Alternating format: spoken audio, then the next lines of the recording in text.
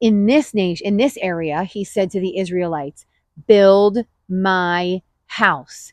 And they said, after we build our own. That's what they said to the Lord. Their own houses were more important than the Lord's house.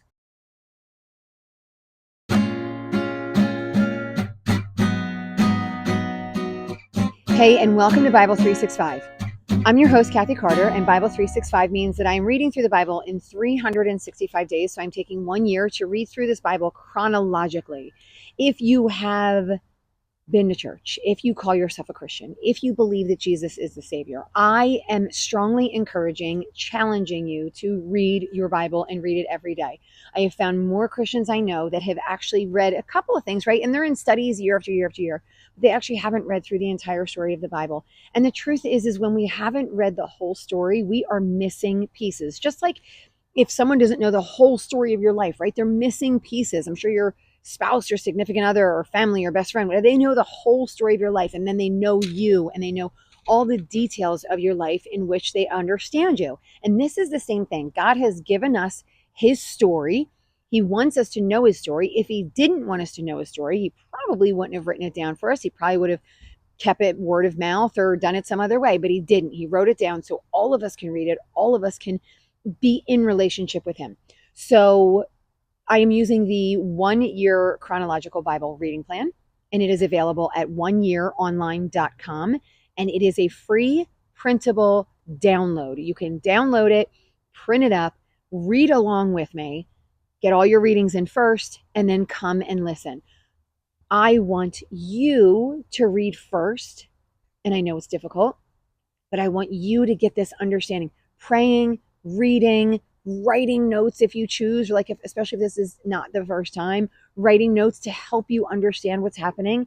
And then come here, listen, and then share. I'd love for you to comment because I'd love to hear what you have to say. All right, so our reading today, we are on day 254. It is September 10th, and our reading is Daniel 10 through 12, Ezra 4:24 through 5:1, and Haggai 1. This is your 2-minute history. So I'm just going to go backwards because remember, I try not to go forwards. I only go back. So anything you hear from me is not going to have to do with Jesus until we meet Jesus. That's for another time, another place, and another YouTuber. Mine is going backwards, the stuff that we have already read. So we are in the history of Israel. Israel was a nation that was created from a people group that God chose, right? So he chose this person. I'm going to go with Abraham first because there were some other things, but Abraham had children that the Lord made a covenant with. Once the Lord made a covenant with them, then there were these 12 sons, which were the 12 sons of Jacob. And then these sons wound up living in the land of Egypt. And in the land of Egypt, they started following the gods of Egypt. Once they started following those gods, the Lord allowed the Egyptians to come up and start to oppress those people. And for several hundred years, those people were oppressed. At one point, they cried out to God. God came to them, saved them all, right? He was their salvation. He saved them through a series of miracles, brought them up and out of Egypt. They wandered in the wilderness for 40 years. That's a long story. Go back to see why that was. And then with Joshua, they went into the land that God had chosen and prepared for them. This amazing land, which is now called Israel. It's this amazing land, the land that really is the land of milk and honey. It had everything that they needed through no work of their own, and they lived there for a time. At this time, they did not have a king. They had people groups that were supposed to work with each other. And then once the people groups kind of allowed a lot of bad stuff to happen, then they cried out to the Lord, and the Lord brought this judge, and the judge kind of cleaned him out a little bit. And then, right, this whole cycle started over again. They begged for a king. They wound up getting a king. The king was not a perfect king because that's what happens. The nation split because of that. There was Israel and then there was Judah, right? Northern nation, southern kingdom, northern kingdom, southern kingdom. And then because they were not following the Lord, the northern kingdom was taken by the Assyrians, and then the southern kingdom eventually, because they followed the Lord a lot longer, they were the line of David, eventually they were taken by Babylon. Babylon held them all for 70 years. At the end of 70 years, Daniel was crying out to the Lord, repenting for the sins of his people. The Lord heard, and through Cyrus, who was a king, he wound up bringing the Israelites back. So that's where we are now. We are back. Some of the Israelites, not all of them came back, but they are back in Israel, and they're supposed to be building a temple. And that's where we find ourselves. So there are some prophets that are in the nation of Israel, and there are some prophets that are still in the nation of Babylon. Daniel is one of those prophets, and that's where we're going to begin today. So we are in Daniel 10 through 12. I'm going to be real honest with you. I'm not going to go too deep into this prophecy. It has too many details to do a high overview. I'm not saying I'm not going to give a high overview, but it has too many details. This person, and then the person from the north, and the person from the south, and then the woman does this and the man does that, right? Like it's so intense. There's so much going on. So I'm going to try and be semi sort of shallow with it. So this is how we're going to start. So it says, in the 3rd year of Cyrus, king of Persia, a revelation was given to Daniel. Daniel was a prophet of the Lord. The Lord showed him visions and allowed him to speak directly to, actually, he wasn't even speaking to his people. He was speaking to people outside of the nation of Israel. So like the Persians or the Babylonians or the Assyrians, right? This is who Daniel was talking to. Okay, so a revelation was given to him. It said its message was true, and it concerned a great war. The understanding of the message came to him in a vision. So then he mourns. So he sees this vision and he starts mourning. So he mourns for 3 weeks. He ate no food. So it was like he was fasting. He ate no food. He touched no wine. He used no lotions, right? He did all these things. On the 24th day of the month, so after these 3 weeks, he says he was standing, and then this man that was dressed in linen, which, so I'm going to just kind of point out linen. We've seen in Ezekiel's, well, we know from the priests, but we've also seen in Ezekiel's visions, the linen was a clean fabric. So there was some importance to the fact of him being in linen. So it was a clean or holy fabric that the priests wore when they went into the temple of the Lord. This is what the priests wore. They would clean themselves, and then they would put this linen on, and then they would go into the temple to speak to the Lord. And then when they would come out of the temple, they would remove the linen, and then they would be able to be with other people, right? And so there was something very special about being in linen. And the note is because we see a man in linen. So there's something priestly or holy about this man, right? This isn't just some guy off the street. I know it's a terrible impression of like some guy off the street, but you know what I mean? It's something important. It's not like a president or anything like that, but it's somebody very important. It's probably somebody more holy or somebody in the heavenly bodies, right? Somebody like that. All right, a man dressed in linen, a fine belt of gold. His body was like topaz. So now we have some more information. His face like lightning, his voice like the sound of a multitude. And these are the things that we've seen before, right? Again, to give us this image of like an angel or a heavenly figure, or right, something that we as a race here on the earth don't fully completely understand. And I think that's why it's all like, it's like this, it's like that, right? Like it's not a stone, right? It's not actual fire that's probably coming out of his eyes, but it's like that because it's too hard to explain to us what it is. So we kind of give an image of what it looks like, right? Like what we would kind of think of when we see this, right? So I don't want you to think, oh, this was a creepy guy that had body like topaz. What does that mean? He's a turquoise stone, right? So not necessarily, but there was something very special and particular and unique about him. He wasn't human. He said, those who were with me didn't see it, but they ran away in terror. So now we know that Daniel's getting this vision very specifically. He's the only one that's getting this vision, but there was something in this vision that others could feel, they could sense, they could understand. Like there was something there that they all fled and ran away from it, which is, I've brought this up before, but this idea of being in the presence of something that's holy is actually pretty terrifying. And as a human, I think what we want is we want to be comforted by angelic beings, like, oh, when I'm in a really bad place. And by the way, I'm not saying this isn't necessarily true, but we all want to think this is exactly what it is all the time. When I'm in a really bad place, this older woman came and comforted me, and I know she was an angel from the Lord, right? It's not necessarily true. She might have just been a super nice woman, right? It might have been sent for comfort, but more often than not, when he's describing heavenly beings, those who are looking at the heavenly being are dropping themselves down and kind of worshiping, and those that don't see the heavenly beings but kind of feel all of the things that are going around are terrified. So that's usually the presence of a holy being is usually shocking probably to the system, right? It would be something that we would notice. It wouldn't just be this nice little old lady. Probably. Again, I don't want to take away and say that's not true, but biblically speaking, that's not really what we see. We don't really see a whole lot of comfort and ease when people see heavenly beings. All right. So they ran away in terror. And then this being says, don't be afraid, Daniel. So again, that feeling of fear is there. Don't be afraid. He said, since the first day, I love this story. Since the first day you set your mind to gain understanding and to humble yourself before your God, your words were heard. I think this is one of those messages that I do think pervades into us, right? Like, again, some of these other things, not necessarily, but this one I feel like pervades in us. He's striving to be in relationship with the Lord. It says he's setting his mind to gaining understanding of the Lord. He is humbling himself before the Lord. This is a posture in which he recognizes that the Lord is bigger and holier and more amazing than he is. He recognizes that he is less than the Holy Lord. Like, he's not equal to him. So he's trying to understand him, not to be like him, right? Like we saw way back when, right? Everyone was, they ate from the tree because they wanted to be just like the Lord, right? This wasn't the mindset of Daniel. The mindset of Daniel was a recognition that I'm less than, right? A recognition that this is a holy being before me.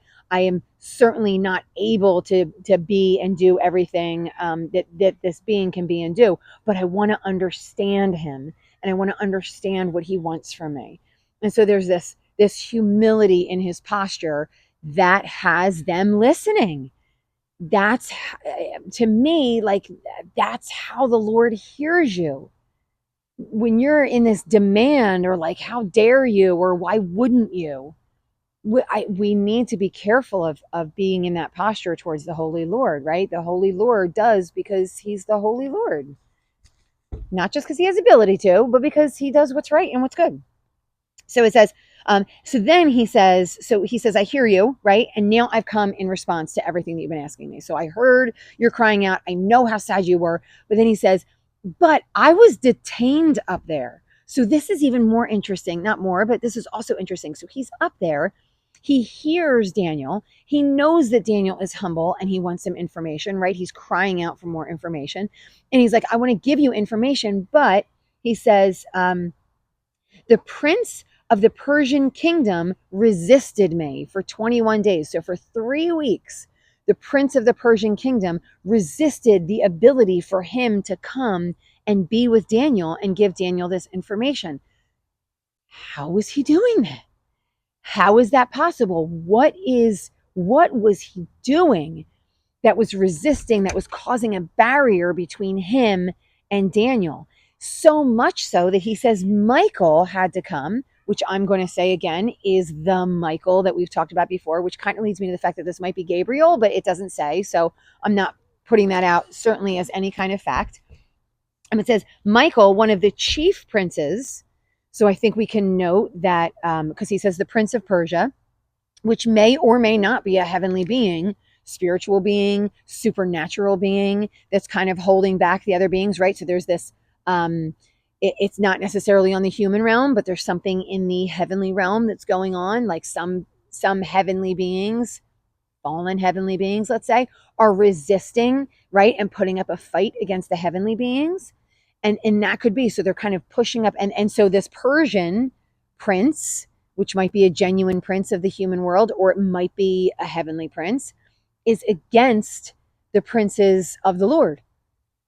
And so there's this battle between them, and they're trying to keep these angels from coming down and speaking to those who are following the Lord. Super, extremely fascinating. So it said for 21 days he was doing that, and then Michael had to go up and help. He says, so, but now I've come to explain to you the vision. And now we go into the explanation of the vision. So he says, Daniel says, then the one who looked like a man touched my lips, opened my mouth, and began to speak. I said to the one standing before me, I'm overcome with anguish because of this vision, and I feel very weak. How can I talk with you, my Lord? My strength is gone. And again, this one who looks like a man touched me and gave me strength. So what he was able to do is he's able to come down, he's able to fill Daniel with the information. And Daniel is like, I can't even, like, I just feel so awful about it. And then this being is able to provide strength for him. So now he's able to provide the strength that Daniel needs in order to take these next steps, in order to hear what it is that is happening. So he says, soon I will return to fight against the prince of Persia. And when I go, the prince of Greece will come. But first, I'm going to tell you what's written in the book of truth, which is maybe the vision that he saw was in the book of truth. No one supports me against them except Michael, your prince. Going into 11, it says, and in the first year of Darius the Mede, I took my stand to support and protect him. So now here we go. 3 kings are going to arrive in Persia, then a 4th. By the way, this seems to reconcile with some of those visions that he had earlier where the horns were sprouting up and then 3 were falling and 4 were coming in, right? Like, so these visions are maybe connecting. And so there's something to be said about all of these kingdoms. It looks as if kingdoms were coming up, right? They were rising, and other kingdoms would rise and knock those down. And then other kingdoms would rise and knock those down. And some were outside of the nation of the Lord, and some were inside. So we're sort of Israel's, but they weren't ones that were following the Lord. So the king of the south comes. One of his commanders are going to be even stronger, and then he's going to rule. After some years, they're going to become allies, and then the daughter is going to go make some allies and retain the power, right? But then she's going to be betrayed, and then one of her family line is going to arise. So you see, this is like multiple generations. I am sure people who love prophecies have worked all of this out. Again, I don't want to say that's what we're here for. This is like an overview, so I don't want to go too deep into this. So it looks like it's a few generations. Some get carried off to Egypt, right? And then it says the king of the south is going to march out in a rage and fight against the king of the north. They're going to slaughter them. No one's going to remain triumphant. In verse 14, it says, in those times, many will rise against the king of the south. Those who are violent among your own people will rebel in fulfillment of this vision.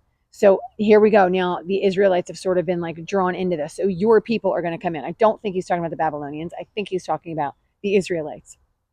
He says, and then he says, the invader will do as he pleases. No one's going to be able to stand against him. And he's going to establish himself in the beautiful land.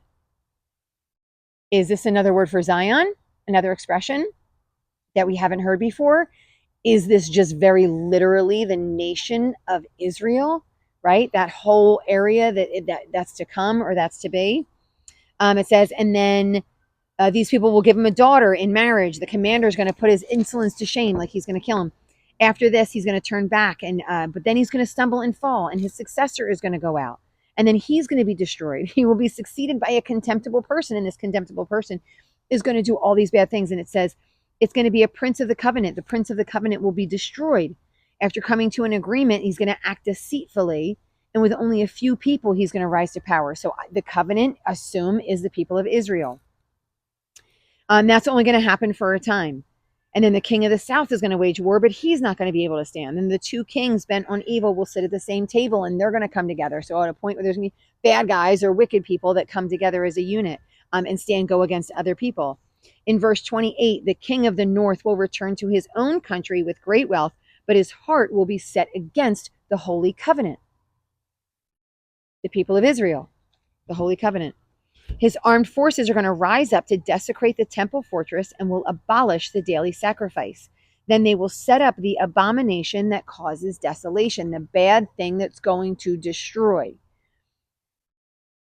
This could be, and I don't mean just the abomination that caused desolation, this could be something literal that happens here on this earth after a certain amount of time. This could be a supernatural battle that's happening up, right? Because we're seeing Prince of Persia, the king of the north, the king of the south, right? Like, so we're seeing these words that could be overlaid as something supernatural that's happening, which is something that he was talking about earlier, right? Like, I was detained by the Prince of Persia. So this could be something that happens that we actually don't see, but he's giving Daniel this information. Maybe in some ways we can understand it in the future. So he says at the end, At the time of the end, the king of the south is going to invade these people in battle, and the king of the north will storm out against him with chariots and cavalry. He will also invade the beautiful land. Yet he will come to his end, and no one will help him. This is at the time of the end, according to the Lord. Again, it's so not explicit. We don't know what the time of the end could be. Could it be the time where the nation here ends, and then a new heaven and new earth come in, right? And so this is the after time, right? Where the people who on the earth, right? There are some that go to death, and there are some that go to life. And so could it be where those who go to life, is this that time where they go to life and we can see that? Or is this a different time? At that time, Michael, the great prince who protects your people, so who protects the people of Israel, will arise. There's going to be a time of distress such has not happened from the beginning of nations until then. But your people, everyone whose name is found written in the book, we don't know much more about the book except it's called the Book of Truth. So this is Book of Truth. They will be delivered. Multitudes who sleep in the dust of the earth will awake. Some to everlasting life, some to shame and everlasting contempt. I want to say, does everlasting mean everlasting, like forever and for eternity? It seems like yes, it does. However, comma, parentheses, whatever it is, there is some other extreme language that is used that I'm not necessarily, right? He says sometimes forever when he really just means for a time. And so because this is such a detailed prophecy that I'm not sure the beginning and the end, right? Or all the players that are in it, because it's very vague. So it's hard to know what exactly it is. Now, my struggle is are we meant to know? And part of me says yes, because he puts it in the book. But he also says to seal it up. So this is another thing. Okay, so he says, but you, Daniel, roll up and seal the words of the scroll until the time of the end. Many will go here and there to increase knowledge.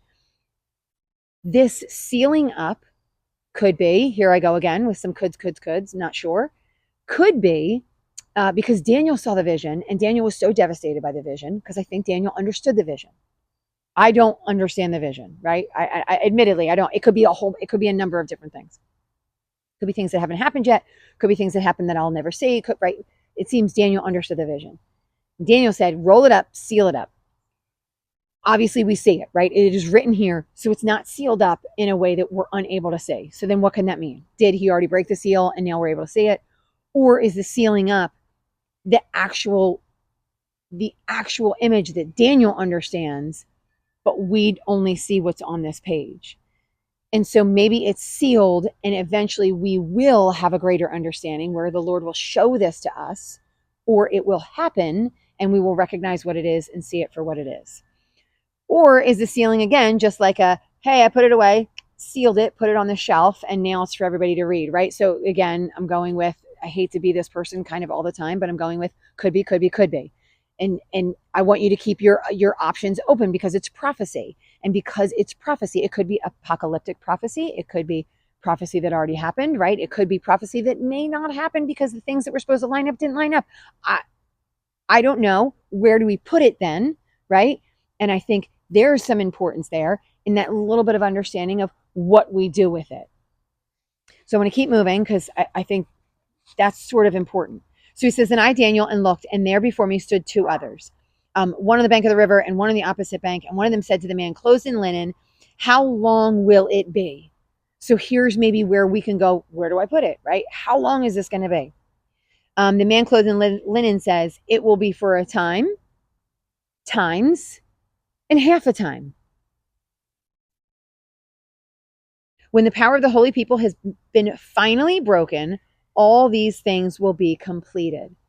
So maybe this is something for us to be prepared for, right? To just be in prayer about, to be ready, right? To see and to understand, right? And then he says, I heard but I didn't understand. So I asked my Lord, what's the outcome going to be? And he replied, go your way, Daniel, because the words are rolled up and sealed until the time of the end. So even Daniel didn't fully understand what he was talking about. So I'm assuming it didn't happen in Daniel's time. Many will be purified, made spotless and refined, but the wicked will continue to be wicked. So partially this is an understanding that war is here, right? War is coming. War against the nations is still something that's happening. War against the heavenly beings is something that is still happening. And that's like an understanding that we have to have, right? Like, I would love if there were peace on earth, but the reality is until the Lord comes again, there is no hope for that. And so we have to be a little more understanding of what that means and what that looks like, how we live a life knowing that there's not going to be that kind of violence and hostility and anger towards other people. And so then it says, moving on, it says, and then understanding too that many are going to be purified, but many are not.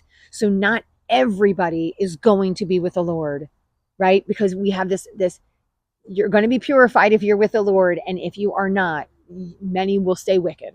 All right, now this is our last section, and this has to do with the building of the temple. And so if you guys remember, they were brought back, and Cyrus had told them to build the temple. Not only did he tell them to build the temple, somebody who was not Israeli in origin, right, and by birth, he told them the Lord told him to tell them to build the temple, and he gave them the stuff to do so, to build everything and to bring it back where it was. So they had money, they had people, they had an order to do it. So it says, thus the work on the house of God in Jerusalem came to a standstill until the second year of the reign of Darius. So Cyrus and then Darius. And while Cyrus was there, Cyrus is the one who told him. And then it came to a standstill after that, and they still hadn't worked on it. So Haggai, who was a prophet, now he came, and then Zechariah, who was a prophet, a descendant of Edo, prophesied to the Jews in Judah and Jerusalem in the name of God of Israel, who was over them. So now these two are giving a prophecy to the people of Israel. So if we move right into the Haggai prophecy, it says, in the second year, the word of the Lord came through the prophet Haggai to Zerubbabel, son of, right, he was the governor in Judah, and Joshua, the high priest. This is what he says. So he's like, listen, you people, this is what the Lord says. You people are saying this. The time hasn't come yet to build something like this. The time hasn't come yet to rebuild the Lord's house, even though they were told the time has come. But they're like, the time hasn't come. So they start building their own houses. Lord Almighty says, give careful thought to your ways. You have planted much, but harvested little. You eat, but never have enough. You drink, but never have your fill. You put on clothes, but are not warm. You earn wages only to put them in a purse with holes in them. They have come back, and they are not fulfilling their purpose. They are not doing what the Lord told them to do. And how do we know the Lord told them to do it? He told them through Cyrus. He gave them the ability to do what he wanted them to do. The temple was a very important thing in the nation of Israel. And he said, build my temple. And by the way, this is where I hit this part, because this is really important. If we go and we only pluck out verses, we are going to be very, very confused by what the Lord says. And let me give you an example, because we've already been there, right? Don't go forward, go back. We've already been there. The Lord said to David, do not build me a house. You don't get to build me a house. Build your own house. This is what the Lord said to David, right? David was the king way back when, hundreds of years ago. The Lord is saying to these people, you're building your own house and you're not building my temple. Which is more important, their own houses or the temple, right? This is, and I want to be clear, because the point and the purpose is that David loved the Lord and was offering the Lord something that the Lord didn't even ask for, right? And so the Lord was like, I didn't ask for that. Your son can do it, right? So then he gave someone else a job. In this nation, in this area, he said to the Israelites, build my house. And they said, after we build our own. That's what they said to the Lord. Their own houses were more important than the Lord's house. Where is your heart? And the Lord knows your heart. So when you are reaching out to the Lord and you are speaking to the Lord, He is going to give you a purpose. He's going to give you a job. He gave the Israelites a job through the prophets, through the governor, and through, like, remember all those guys who came in, through the high priests, and through Cyrus, who was the king of Babylon. And they chose instead to work on their own thing. They wanted their own thing to be really, really nice. And then afterwards, they would do the Lord's house. Like, you know what? I don't really have time. I got to get this done first, and then I'll come to you, right? I got to do this in my house, and then I'll work. If I got anything left over, then I'll work on your house, right? Right now, I'm so busy. I'll work on your house when I'm not so busy. And that is not what the Lord is desiring from them at this time. So he says, what you've brought home, I blew away. So now he's like, he's mad. You didn't do what you're doing. And he said, why, declares the Lord? Because of my house, which remains in ruin while each of you are busy with your own house. Therefore, because of you, the heavens have withheld their dew and the earth its crops. So he's like, I'm withholding this stuff from you and you're not getting anything more from me. He says, then Zerubbabel, going down into Haggai 1:12, Zerubbabel, Joshua, and the whole remnant of the people beyond obeyed the voice of the Lord their God and the prophet, because their Lord had sent him, and the people feared the Lord. So then Haggai, the Lord's messenger, gave this message of the Lord to the people. He said, I'm with you. And then the Lord stirred up the spirit of Zerubbabel and the spirit of Joshua and the spirit of the whole remnant of the people. They came and began to work on the house. So once again, here we go. He yells at them. And then they go, oh my gosh. And they said, let us do. And then he stirs up the spirit in them, right? And he gives them the power and the ability to do what it is that he wants them to do, right? To fulfill the purpose that they have been created for. That's how we're ending for today. I think there was a lot of meat in there. And so I hope you guys were able to stick with it and kind of play along. If this was a blessing to you, I want you to like, share, and subscribe to the channel. As always, share it with people, share it with people, share it with people, share it with people. Not because I want to be popular, because I want people to be reading the word of the Lord. I want you to read this. And I'm hoping that by filming every day, it will be an encouragement to you to keep reading, knowing that I'm reading every day, right? I'm reading and putting this together. And doing all those same things. So you guys have the ability to do so also. I'm just a regular person. I don't work in a church, nothing like that. I just love the Lord and I want to keep reading his word. So like, share, and subscribe. And I want you to keep reading your Bible. And I will see you guys next time.